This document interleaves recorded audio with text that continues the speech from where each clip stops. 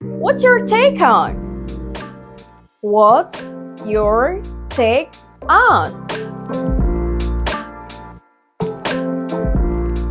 This expression is used to inquire about someone's opinion or viewpoint.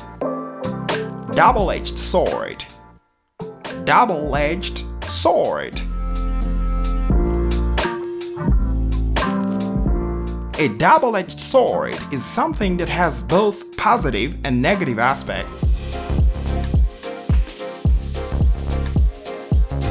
What's your take on remote work? I like it because it's a double-edged sword. It's flexible, but you can easily end up working too much.